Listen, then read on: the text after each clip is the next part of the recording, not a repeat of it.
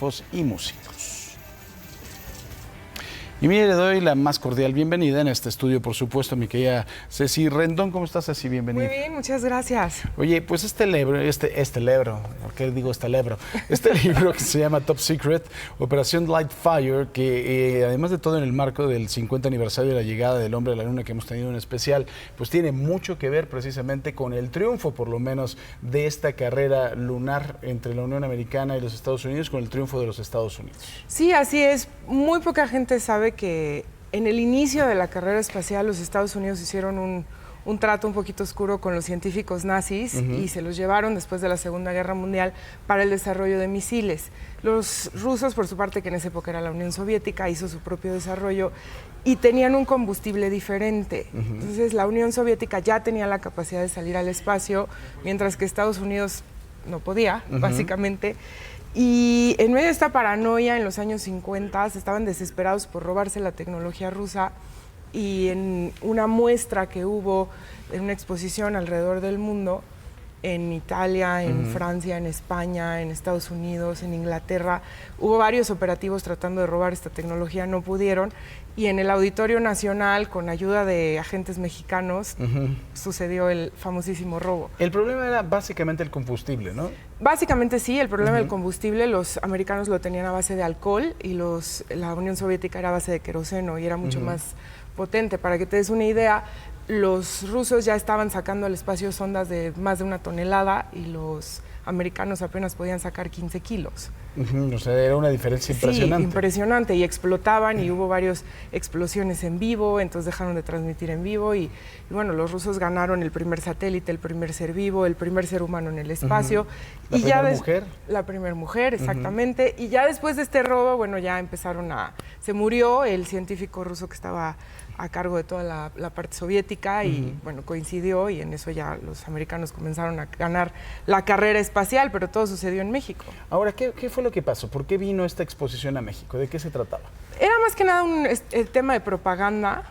El presidente de la Unión Soviética quería demostrar el poderío de la Unión Soviética, del comunismo, y era una guerra mediática, básicamente. Entonces, habían pactado un intercambio cultural entre Estados Unidos y la Unión Soviética. De hecho, Estados Unidos hizo una exposición ese verano del 59 en Moscú, y la Unión Soviética hizo todo pues como un tour, digamos. Una gira. Una gira, exacto, y traían cultura, traían arte y traían tecnología, obviamente. Entonces esta gira fue en Francia, en Inglaterra, en España, en Nueva York, en la Ciudad de México y en Cuba. Y entonces en México esta exposición se monta en el Auditorio Nacional. Así es, en diciembre de 1959. Y cuéntanos un poquito cómo suceden los hechos, porque esto está bien interesante. Muy a la mexicana. Obviamente traían un pedazo del Lunik, que era una de las sondas espaciales que había llegado ya a la Luna. ¿Y por qué la traían con combustible? Eso fue una de las cosas que más me llamó la atención. No la traían con combustible como tal, lo que realmente traían era un pedazo de lo que fue y vino al espacio, y en los ductos quedaban pequeños residuos de combustible, se robaron la sonda, la secuestraron algunas horas y tomaron piezas, tomaron muestras de combustible y realmente no necesitaban mucho combustible, lo único que necesitaban era saber qué era su combustible, tomaron muestras de lo que quedaba en los ductos y bueno, regresaron la sonda y nadie pasó nada. No pasó absolutamente nada. Así es. ¿Qué agentes mexicanos ayudaron a llevar a cabo esta operación? Principalmente, el que sabemos su nombre se llama Eduardo Díaz Silvetti. Los demás sabemos que existieron, pero no conocemos sus nombres al 100%. Pero sí sabemos que Eduardo Díaz Silvetti coordinó junto con Robert San Bernardi, que era el agente de la CIA que estaba en México, que coordinaron esta operación. O sea, pero bueno, todo un asunto, ¿no? Para poder empatarse un poco en la carrera armamentista. Sí, así ¿De es. qué dependencia era este hombre, del Estado Mayor? Sí, era del Estado Mayor Presidencial y bueno, en esa época, y salió del Estado Mayor y ya estaba como haciendo operaciones un poquito clandestinas y estaban ayudando a la CIA. En esa época la CIA tenía su base, digamos, de operaciones en la Embajada de Estados Unidos en la Ciudad de México. Era una época muy, muy tensa porque además la Embajada de la Unión Soviética también era la base de operaciones. Acuérdate que fue el mismo año que Castro tomó Cuba, que apoyaron la Revolución Cubana. O sea, la situación era muy, muy tensa. La fotografía de Lee Harvey Oswald en la parte de afuera de la embajada rusa, que le dio después la vuelta al mundo, la biblioteca de Benjamin Franklin, que estaba en la calle de Londres, en donde decían que ahí trabajaba también la CIA, que era una de las bases de operaciones, sí, y aquí estaba sucediendo todo, ¿no? Sí, así es. O sea, de hecho, muchos de los nombres que están en el libro son completamente reales. Muchos de los testimonios indican que hubo personas haciendo parte de estos y estos nombres sí fueron como inventados porque no tenemos el nombre real. Pero, por ejemplo, Boris Kolomiakov sí era el dirigente de la KGB y el encargado de todas las operaciones en lo que era Latinoamérica. En México pues, era la puerta a Latinoamérica para todo la propaganda comunista. Entonces, sí era una situación muy, muy tensa. ¿En dónde encontraste los documentos de esto? ¿Cómo te documentaste? Fue una investigación de Jaime Maussan. Él la hizo por más de 15 años y a mí me dio así como todo el paquete de investigación, las entrevistas, los videos, todo. Y con base en eso, yo armé la novela. Es una novela... Historia novelada, ¿no? Sí, exacto. Es una novela histórica, pero todos los datos, las fechas, los discursos, las personas, todo es absolutamente real. ¿Quién estaba aquí en México de presidente en esa época? Echeverría, ¿no? López Mateos. López Mateos. López Y Mateos. estaba Nikita Khrushchev en la Sí, Unión Nikita Soviética, Khrushchev, ¿no? y Eisenhower en Estados Unidos. Eisenhower. Pues qué interesante. Sí, fue justo antes de Kennedy.